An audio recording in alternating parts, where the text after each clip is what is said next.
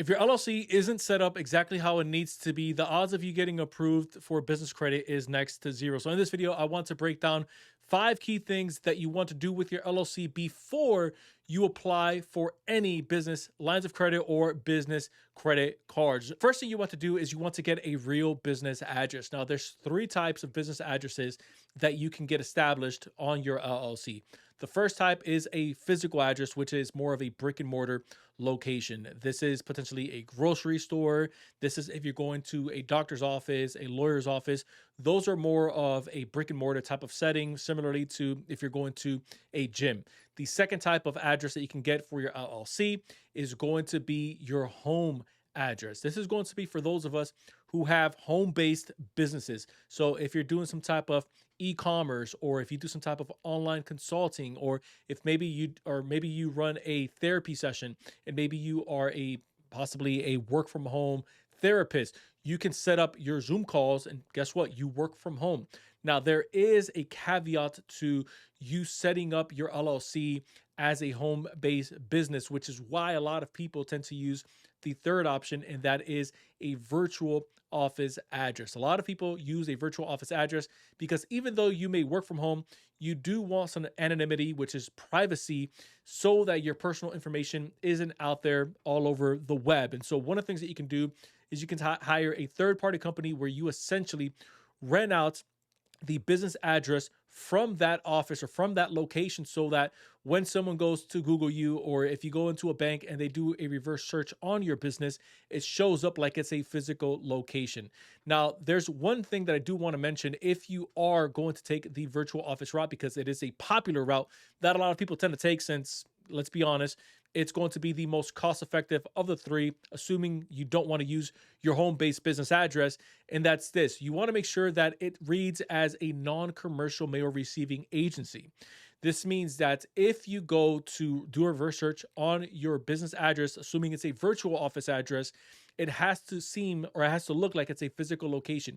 You have to physically be able to drive into that location, not just pick up mail. You have to be able to actually work out of that office spot. And so one of the things that you can do to set this up the right way is you can take a look at some of these third-party companies that are located in your town, like Opus, Regis. In my opinion, based on what we've seen, none of them are better than the other. I've just noticed that based on experience, you just want to make sure that it's not a private mailbox and it's not a non-commercial mail receiving agency, and you're good to go with using a virtual office address.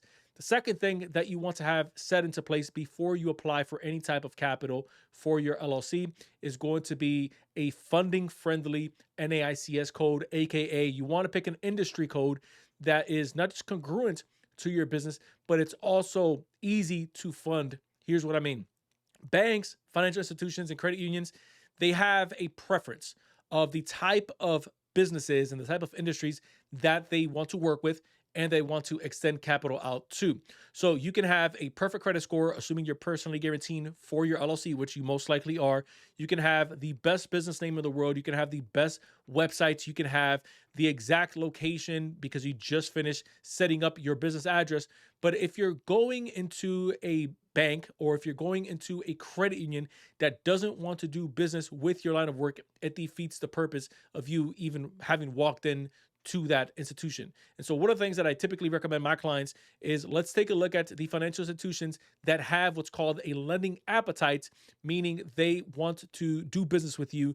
They want to extend capital out to your business, and they essentially want to partner with your business so that you can continue to grow. So an easy question that you can ask when you walk into a bank or when you walk into a financial institution is ask them, hey, over the last 60 days, over the last quarter, what are the main type of businesses that you've been funding or that you've been partnering with to extend capital out to? They'll let you know it's been consulting, it's been trucking, it's been real estate. By the way, this is always changing based on where the economy is, not just at a macro level nationally, but also at a local level, depending on where you're applying for in the country. Third move that you want to make with your LLC is you want to make sure that your LLC has its own business bank account.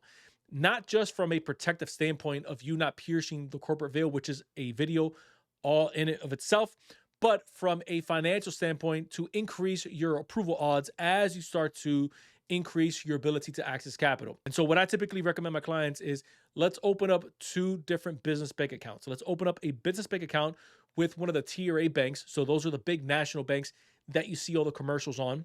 And then you want to open up a business bank account with more of a local, either credit union or local bank. The reason we do this with our clients, the reason why we typically recommend this is because you're going to have more access now to more options than if you were to just go with one bank or one credit union or one financial institution. And so typically what ends up happening is that the bigger banks, even though your ability to access capital with them at scale is dramatically increased since they have more capital, more liquidity to extend, they also don't tend to favor if you are more of a startup, but they will get you access to something as simple as a business credit card. Now, if you're looking at a local bank, the upside to working with a local bank is you're going to have options since it's more at a relational level. They want to kind of build up the local economy if you must. And so they want to know more about your story. They want to know more about who you serve, what your business stands for. So they want to get to know not just the business, but they want to get to know the person behind the business, which is you, the business owner. Now, the downside to just relying on a credit union or just relying on a local bank is that you won't have the biggest lines of credit extended to you initially, which is why we like to have both options, especially as we're building out our funding for our entities. Really quickly, if you are a small business owner and you're looking to get access to business capital predictably and sustainably,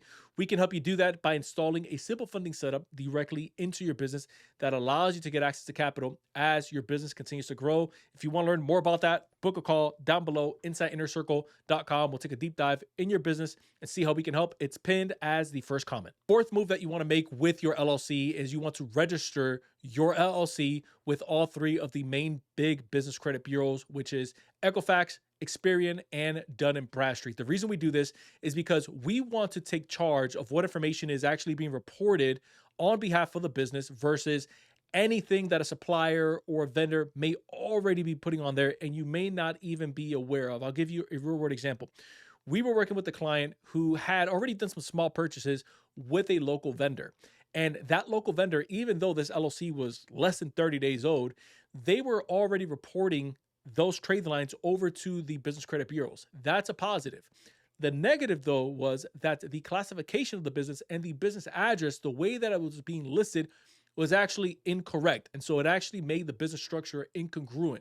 And so that ends up taking effect on you and on your business later on as you try to apply for real cash value accounts, kind of like business lines of credit and business credit cards, because when banks and financial institutions go into these business credit databases, they look at your account and they say, this business isn't set up the way that we want to lend to.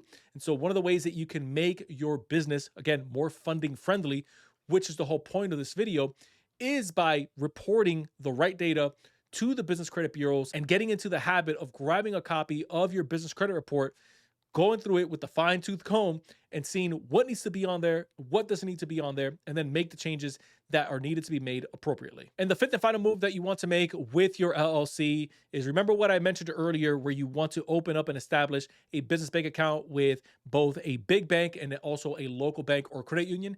You want to focus on liquidity. A lot of banks, especially on the bigger bank side, they're focused on liquidity, meaning how much funding and how much money are you running through those accounts. Now, you can do something as simple as set up the account just to have it there. But if you want to raise your internal reputation with that bank, which is known as an internal bank rating, you want to do so by consistently having cash flow running through those accounts. Now, there's no set number on there, but a good measure that you want to pay attention to is you want to have money running through there consistently, and you never want to have those accounts go into insufficient zones, because you're going to end up lowering your internal score with that financial institution. And when you go back in there, either 30 days from now, 60 days from now, even 90 days from now, apart from you having everything else dialed in, if you've had a bad reputation with them, you essentially have to wait for that bad reputation to rinse itself out by having 30-day positive cycles with those banks so that you can, again, increase your ability to get access to capital with them. If you found value